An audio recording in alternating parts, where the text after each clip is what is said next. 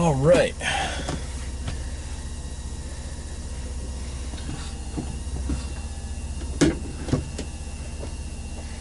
Let's take the Impreza for a spin here.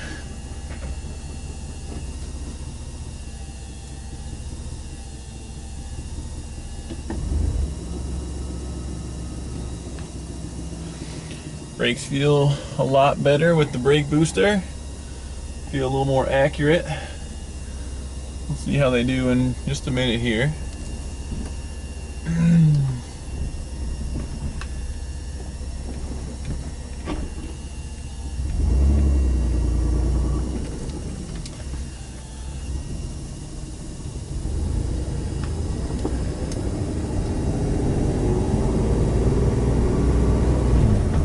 Reminiscent of the last car that I built, the last Impreza.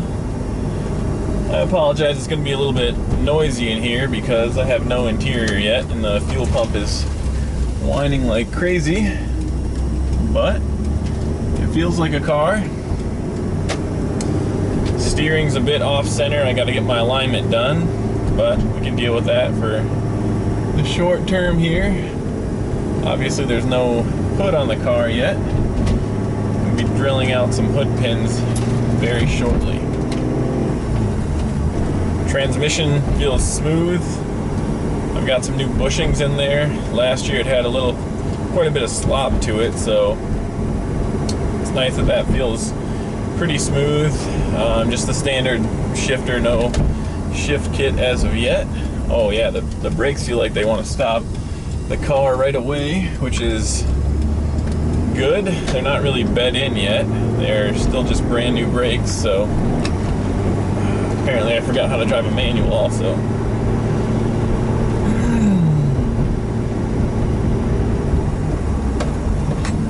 Oh yeah.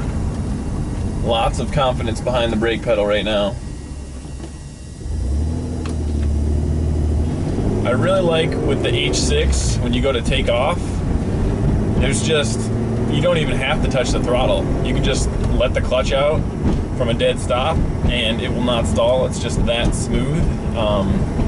The first Impreza that I ever owned, there was a lot of play in the clutch and it was a really soft clutch, so you had to feather it to about 1500 and then easily let the clutch out, and that actually helped out a lot. But you could easily stall that, especially on my driveway where it's an incline.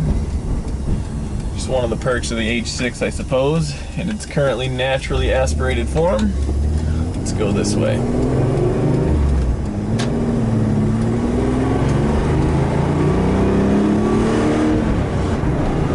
It's about $4 grand there. Engine's not exactly broken in yet, so not going to be doing too much wide open throttle, but feels surprisingly smooth on the road. Again, a lot of road noise, but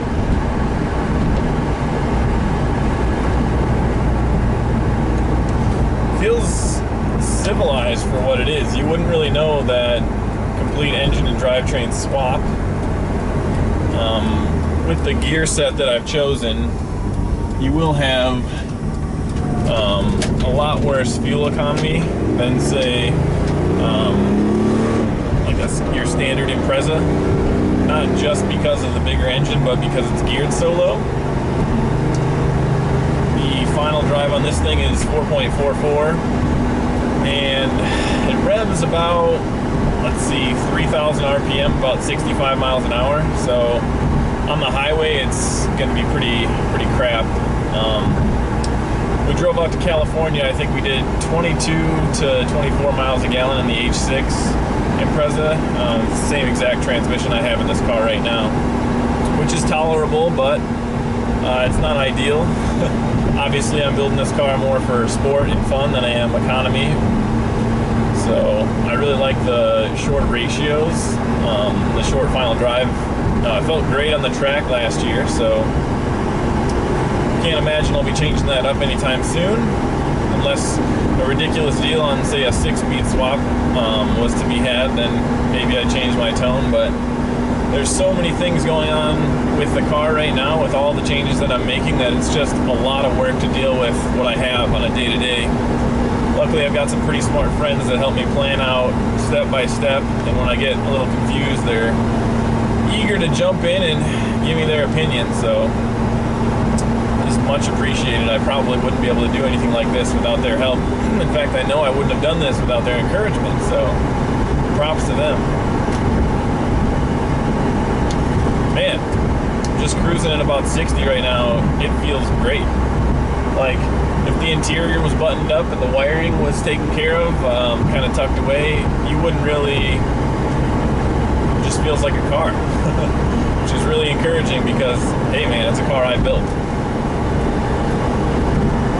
Whew. Such a rush getting this thing out on the road for the first time.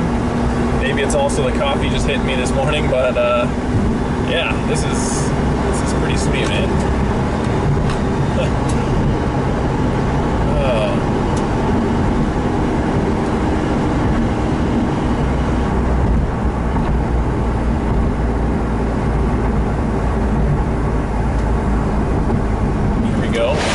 Harder on the brakes. Man, there is so much stopping power behind these things. In fact, there's too much crap just rolling around back here for me to want to really get on them hard. Almost stalled it right there, so I had to let the clutch out in a second. But yeah, if I was to break the brakes in properly right now, you'd just hear a bunch of crap go flying. So I'm not going to do that on this trip out. That'll have to be at a later date, but just make sure that we don't drive super crazy in the meantime.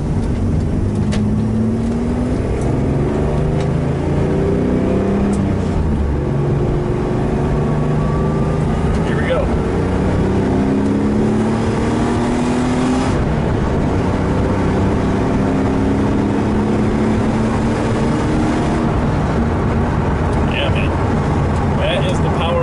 That I remember.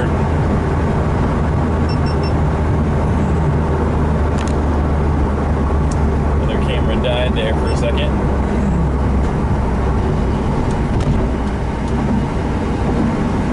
Woo.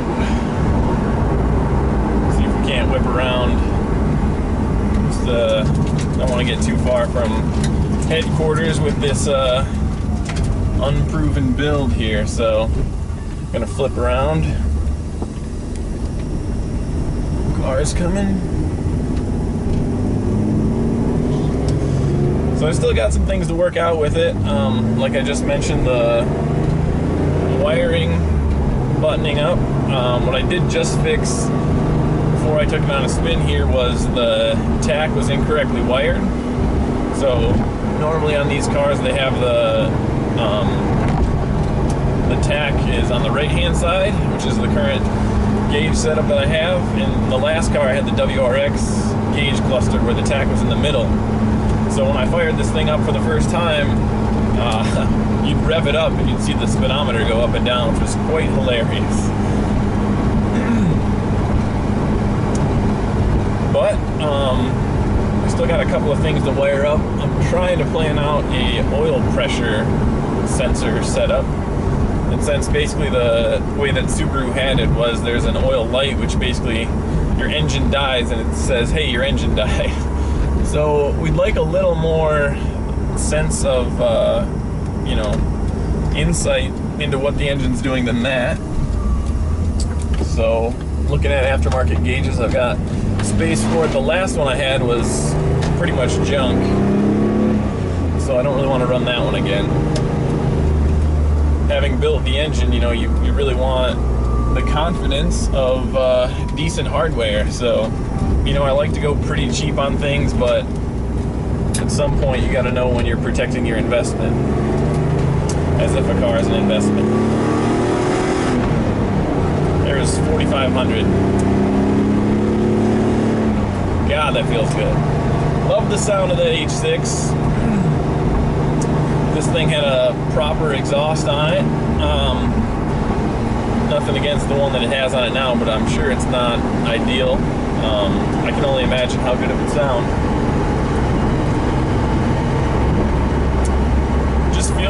super easy to cruise around at 60. Like, up and down these hills, it's not struggling to go up any hills. In the past, we've climbed the Rockies in the same H6, same gear ratio, and you could go up the hills in 5th gear, mountains I should say, in 5th gear, and you wouldn't really have to downshift at all. Maybe very rarely did we ever downshift climbing the Colorado Rockies. So if you can deal with a little worse fuel economy, and maybe if you lived in Colorado, it would be awesome. You wouldn't even ever complain about having all that extra torque and the ratio. But finally getting out here for a drive in this thing. It's been a long time coming.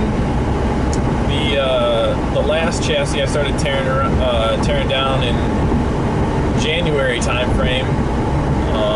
Finally starting to put this thing back together, and it's great to have it out on the road here. It's a nice cool day. The car's breathing some nice cool Minnesota air today.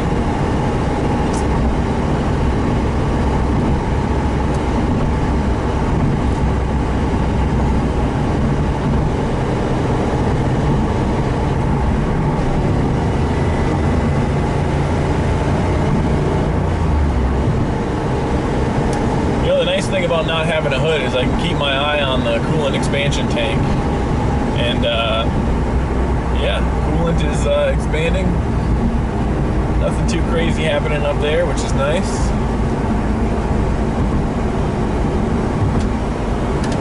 The boys at Roadkill would be proud of me driving around with no hood.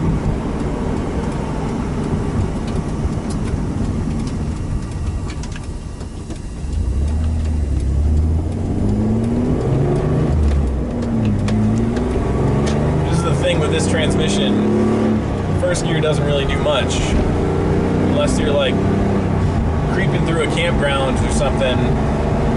You're not going to spend a lot of time in first gear.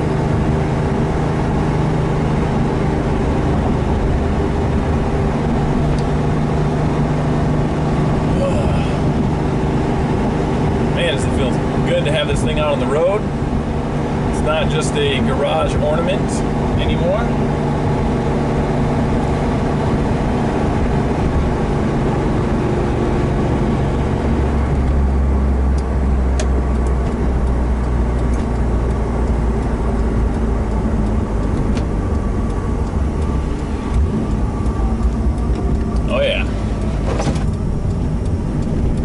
Like the sound of the overrun there.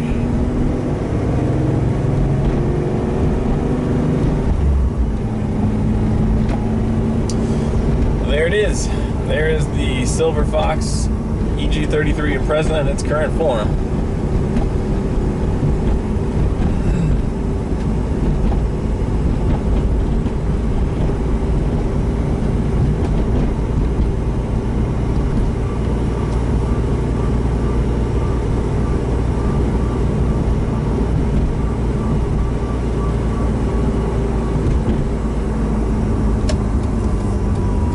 About a 10-mile drive, maybe more like 8.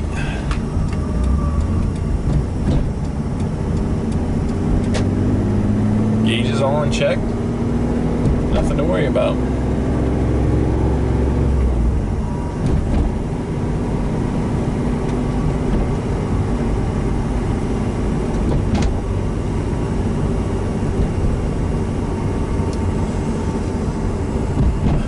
Now let's see about putting a hood on this thing.